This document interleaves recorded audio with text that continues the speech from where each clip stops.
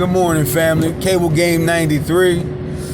Back at it once again. Getting to the bag, irregardless of what the circumstances may entail. Rain, sleet, snow, or hail.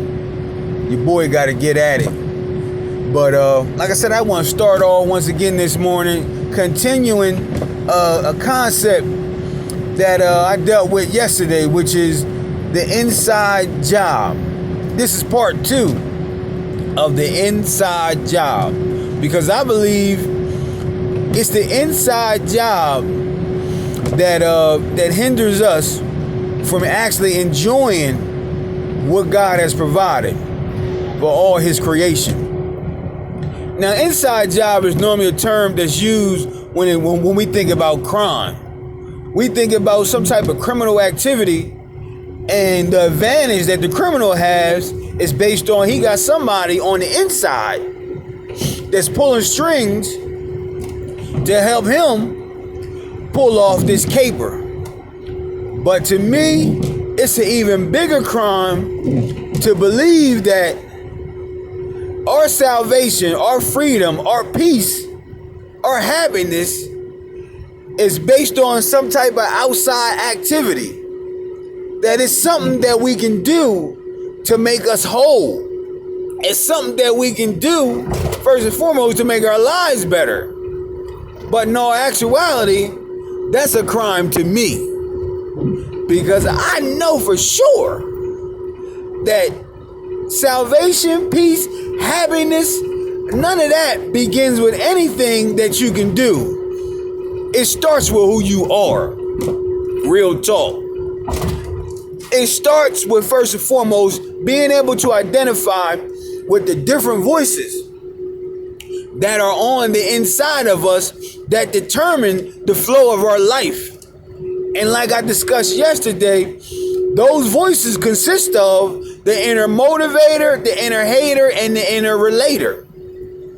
And once we, depending on where we at in our walk, see, this information ain't for individuals that ain't, looking, that don't want to win, that don't want to, have peace in their life, that don't want to be happy, that don't want to be free. This is for individuals that have a goal of freedom. So if freedom is your goal, peace is your goal, if winning is your goal, if being a boss is your goal, it starts first and foremost with that inner conversation. It starts with whoever we align ourselves with on the inside. It don't even begin with what we say. It begins with what we agree with. Because all three of them voices is going to have something to say. That motivator has something to say. That hater got something to say. And that inner relator has something to say. But we have to choose which voice we want to align with. And we can get to a place in this process where whatever one that we align with, we almost become synonymous with, to where there's no distinction between us and the motivator, between us and the relator, or between us and the hater. That's real talk. So my goal is personally, because I like to be aligned with the motivator at the end of the day. Because to me, the motivator is the only one that has something to offer. See, the relator is not offering anything for me, nor is the hater offering anything.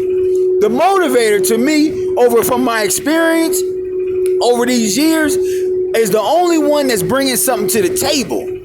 See what I'm saying? I'm familiar with what the hater brings to the table, which is destruction, which is hate, pure hate. So I don't want no parts of that. So therefore, I'm choosing to identify with another voice. Now, the relator, all the relators bring it to the table is the circumstances. And we know the circumstances fluctuate. 1 minute circumstantially, we can be up. The next minute, we can be down. So therefore, for me, the relator don't have nothing to offer either. But the motivator, at the end of the day, in my experience, is bringing forth nothing but life.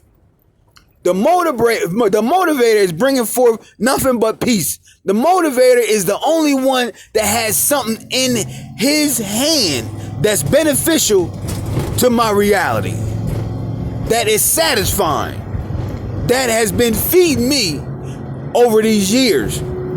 So that's why I can relate to the motivator, and that's why I look forward to completely identifying with the motivator, because it's possible. Because at the end of the day, those of us that study the scriptures, that are familiar with the Bible, we know that Jesus himself said that I and my Father are one. So he made no distinction between his humanity and his divinity. And I believe that's possible for everybody who wants to identify with the motivator. You can reach a point to where there's no distinction between you and your God.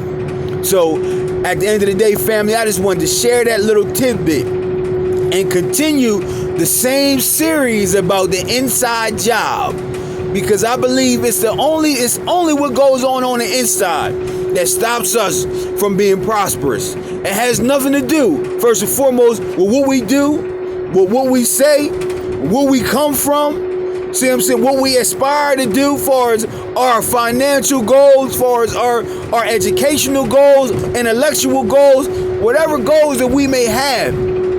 Without winning in that inner conversation, without identifying with, first and foremost, a voice that is able to provide peace, happiness, joy, goodness, gentleness, all the attributes of the Spirit. Personally, I believe, like I said, we can't win unless we identify with that inner voice that's able to produce the type of quality that only he can produce. Can't nobody else do it like God can. So therefore, but first and foremost, I don't want to just come across as, being religious. This is in real life, because God is just not limited to religion. And if y'all had listened to some of my other videos, y'all know where I'm coming from. This is a universal message, a universal experience. It's just not limited to the Christian community. This is for every, first and foremost, person, male or female, that believes in the fact that there is life outside of their circumstances, that they're not limited to what has happened to them, that they're not limited to their skin color, their gender, their culture, or their religion. This is for anybody who's willing to look beyond what they see, taste, touch, and feel. And I believe you would definitely benefit from this channel.